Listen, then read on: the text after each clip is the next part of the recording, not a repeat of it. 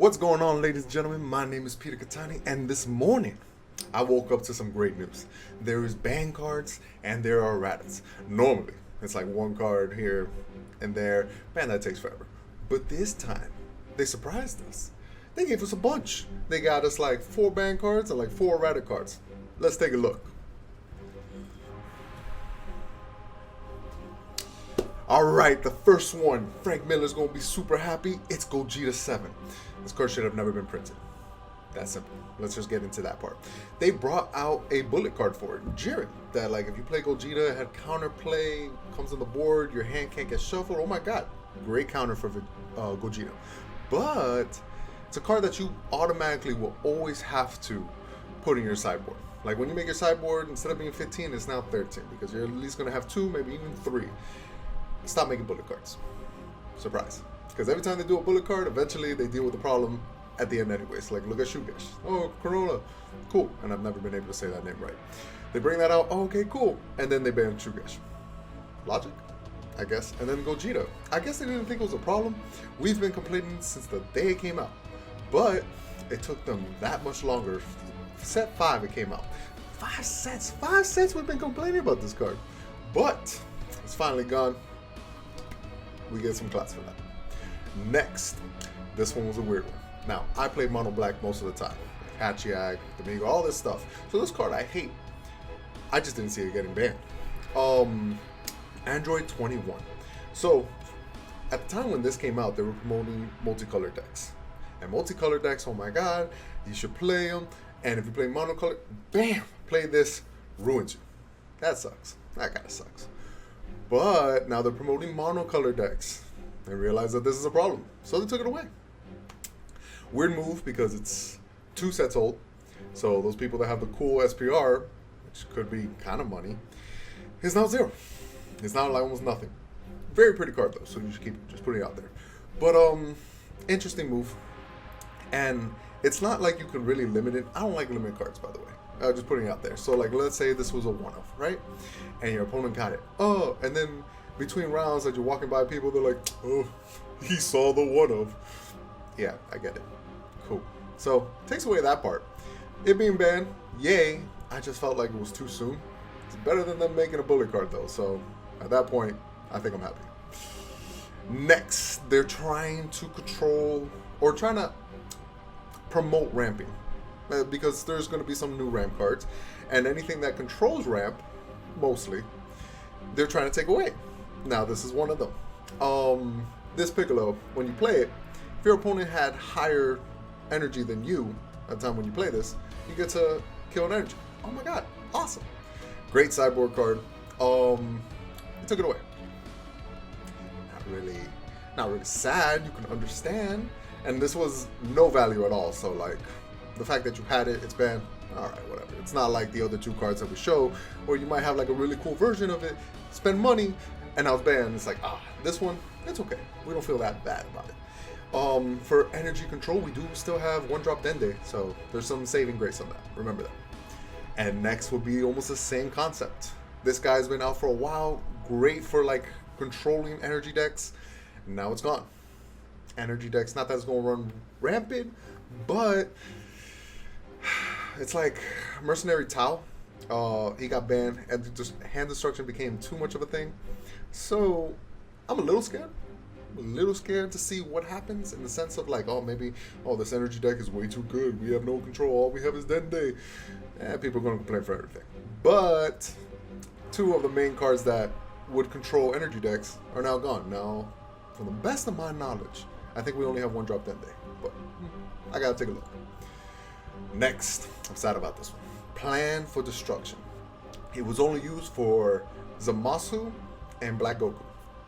Goku Black. You gotta say it like that. It's a great card. I was a huge fan of it. Definitely a 2 of in most of my decks. And a new card was coming out. Zeno. It's a 1-drop. It's super combo that you can basically swap out a card from your energy with a card from your hand.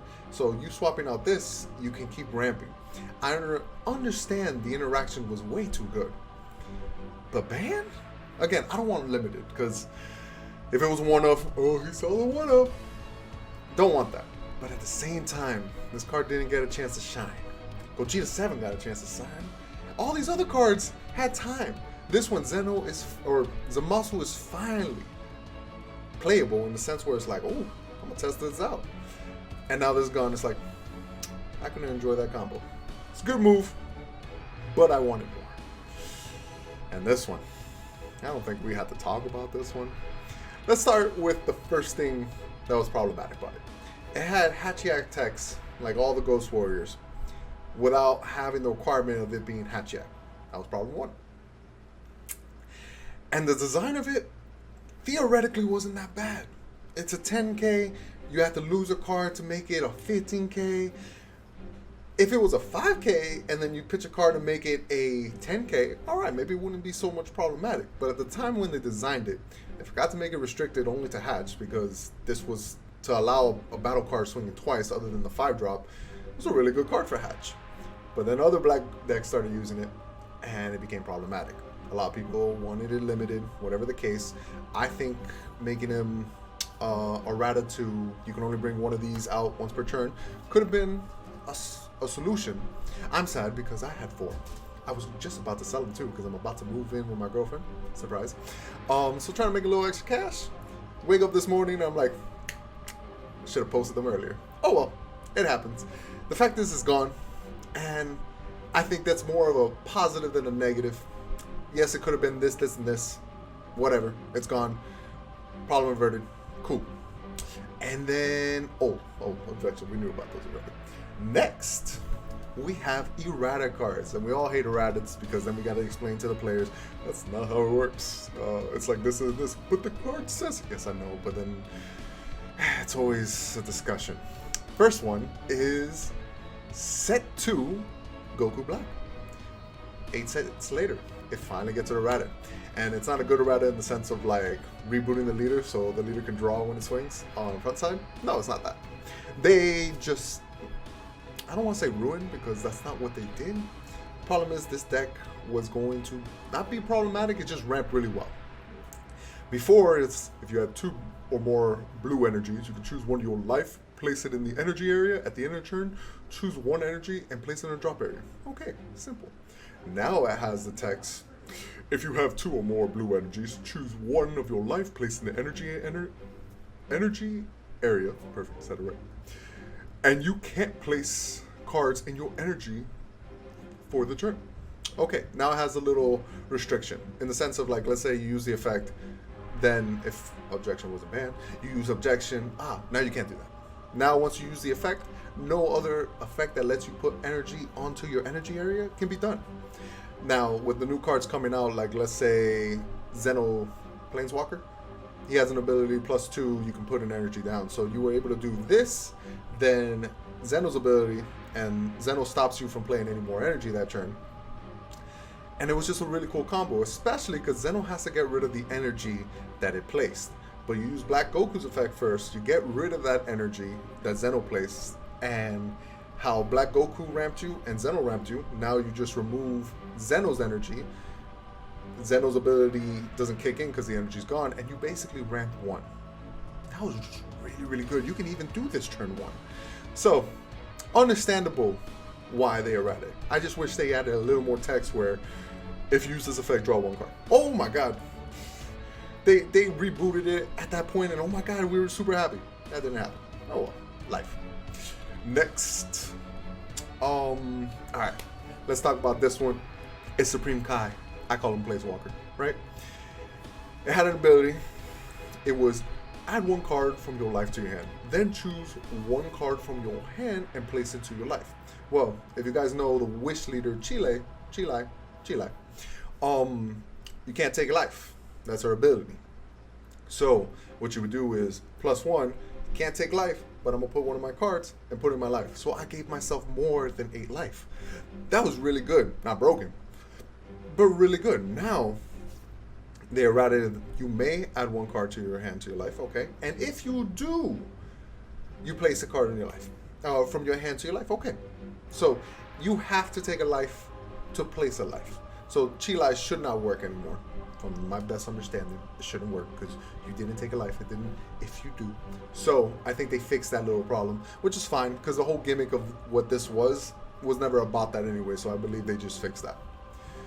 Next, it's I don't know what this is. I don't know what it brings out. I just know now it's harder to do because it was if this card is removed from the battle area by its skill, choose one Super Saiyan Blue Son Goku Hope for Victory in your hand and place in the energy. Okay, so it ramped you. We got that. Now, after the Errata, if this card is removed in the battle area by your opponent's skill. Okay, so my opponent has to remove this with his skill. Why would he? If it's going to benefit me. I don't think you'll ever remove it. So, I believe it's going to be less good. I don't know if it's going to see play, but whatever. Now we're going to talk about the main one. The main one. Ooh, let's do a dance. Really happy about this. This Surge leader was just really, really good. And they did exactly what I needed them to do. Make it only on his turn. That's it. Problem solved. Oh my god, I can't. So, this guy was almost tier 0. Look at me talking about tier lists like if this is Super Smash Brothers.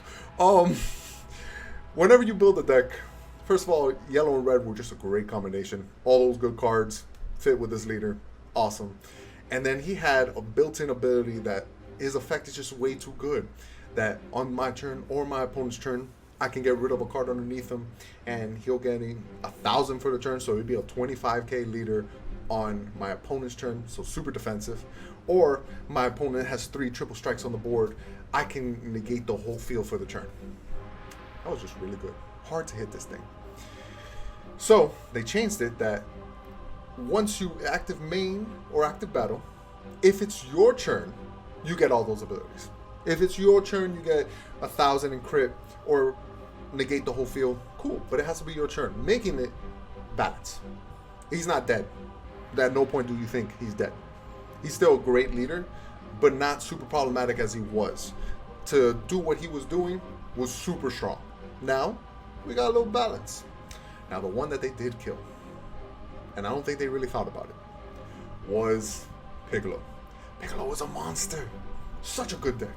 Such a good deck. It's a leader that can discard 4 cards from your opponent's hand.